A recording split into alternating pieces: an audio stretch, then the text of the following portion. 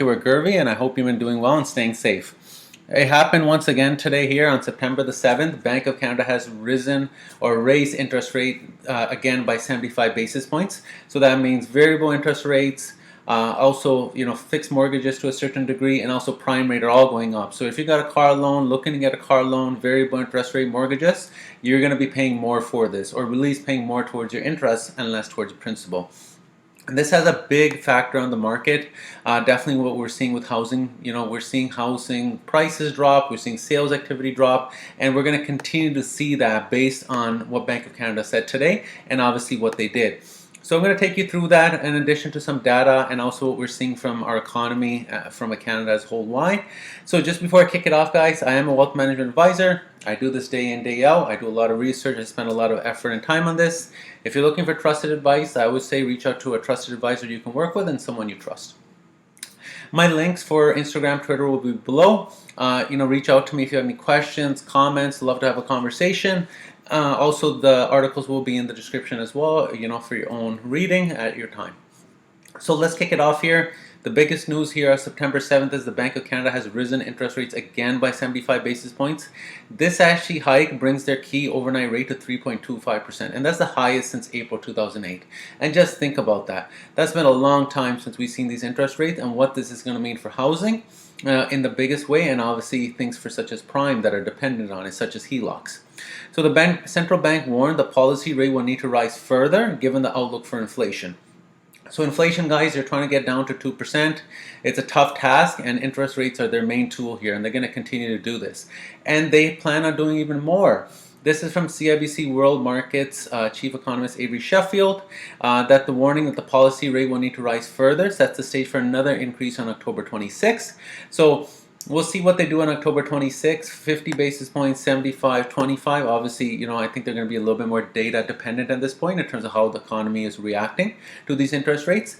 But we're definitely going to see more ramification of what we already saw. And one of the biggest factors here is homes. As interest rates rise, home prices drop.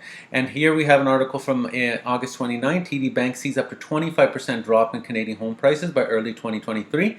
This is in addition or in conjunction with what Desjardins economists said a few weeks ago, where they adjusted as well to about 25% drop in national home prices. So a new TD Bank report suggests the average price of a home in Canada could fall between 20 to 25% from its peak, seen earlier this year in the first quarter of 2023. And the report's projected price drop represents an unprecedented decline, at least going as far as back as the 1980s when the data began. And you know what happened at the end of the 80s, start of the 90s? Canada's housing market corrected drastically. Are we going to see that kind of scale? Time will tell, but it definitely points the picture that we're going to see less home sales. We're going to see definitely price drops, most likely, but it's just a matter of how this plays out and how the market reacts and absorbs these interest rate increases. So the article was written by a TD economist, Mr. Sodi. So our forecasted decline in national home prices would only partially retrace the 46% run-up over the course of the pandemic. So they don't see the complete pandemic rise in terms of price appreciation, decreasing with this correction. But honestly, let's see what happens. As such, our forecast can be more aptly described as a recalibration of the market instead of something more severe. Sodi's pricing forecast is in line with one made by a trio of Desjardins economists, as I was sharing with you. They expected the average national home price to drop 15% between February high and the end of 2023, but they adjusted that forecast in August to predict a drop of between 20 to 25%. So the banks are saying it, economists are saying it. We're definitely seeing a decrease in home sales. That's evident. We've seen prices drop as well, and most likely this is going to continue given that interest rates continue to rise, and Bank of Canada expects to increase them further on October 26th. A little bit here, I'll focus on Toronto. This is an article from Bloomberg. Toronto home prices dropped 16% in historic 5-month slump. This is an article from February the 2nd. So Toronto home prices fell for a 5th straight month, the longest skid since 2017, as the property market adjusts to sharply higher interest rates from the Bank of Canada. The benchmark for a home in Canada's largest city dropped by 2.8% in August compared with the month before to reach 1.12 million, and this is according to data released by Toronto Regional Real Estate Board. That brings the total price decline to nearly 16% since March, the biggest 5-month drop since the measure started being tracked in 2005. So that just tells you 2017 to 2019 was definitely, a correction period, and we'll see what this plays out to. But my feeling is we're definitely going to continue down this path of less home sales and definitely price drops. But again, nothing is written in stone, and we're going to see how this data plays out, and I'm going to continue to bring this information to you. So definitely come back, stick around to the channel, and let me know if you have any questions. Finally here, just on Canada's economy, we did see some growth here. So Canada's economy posted 3.3% growth while signaling, wanting momentum. So the economy is growing, but really, guys, it's going to be a lagging indicator. Interest rates go up. We don't see the effects right away, but we see them over time, much longer horizon. So the Canadian economy accelerated in the second quarter as the nation benefited from surging commodity prices and got a boost from lifting the COVID lockdowns. Those signs are emerging that the momentum is waning. So the numbers paint a picture of the economy running hot for much of the first half of 2022, even as the U.S. and other countries stumble, but is now entering a cooler period in the face of decades high inflation and rising interest rates.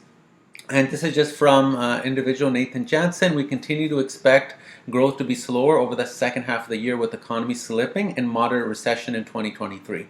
So guys, definitely, there's a good chance that a recession could happen in Canada, also along with the US. It really depends on how moderate or severe it is, and is it slight, is it long, time will tell. But one thing's for sure, Bank of Canada will continue raising interest rates. This is definitely going to have an further impact on homes. We're going to see less home sales, less activity, and obviously some price drops, which I'm expecting, but really time will tell.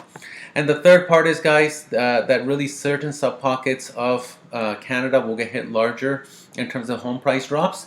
I know TD's at 25%, but really it's going to depend on the region and what home prices run-ups they've seen, and that's going to adjust accordingly. So I hope you appreciated me coming at you. I hope you found this valuable. Again, any questions for me, please let me know.